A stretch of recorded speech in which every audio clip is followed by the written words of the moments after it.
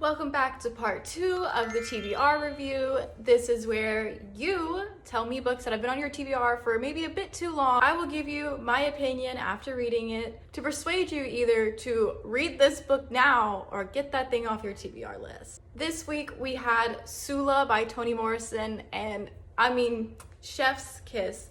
If you have not read any Toni Morrison books, I do recommend starting with Sula. I know a lot of people start with Beloved, but I really think Sula is such a good introductory work of hers. This does read classic. It is set from like the 1900 to 1960, I believe. And I find it amazing that she's able to write such a huge, impactful story of these two women following their lives since they were young girls into adulthood and past in less than 200 pages. I mean, it's crazy. Her characters are developed. They have story arcs. They have, I mean, it's just, she's well thought out. Everything that she writes and does is like for a purpose. And I mean, amazing work. This story follows two women, Nell and Sula. Nell grew up kind of being told kind of what to do, how to do it. She's always trying to impress people and do things their way.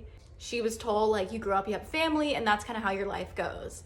While Sula, on the other hand, is very freeform. She paves her own path. She does what she wants to do. She goes to college when at that time, college wasn't really a big thing for women, especially with Black women. Through this story, we follow their friendship from beginning to end. See the relationship not only just with these women, but also the women in their lives. It touches on oppression and racism and segregation and honestly just Black womanhood in general. I think this is such a quick, easy read if you just want some like really good writing. I always recommend if you read this book or you're going to read this book after this and you're still thinking like, wow, let me try to connect everything. This is a book that's very critical analysis kind of worth.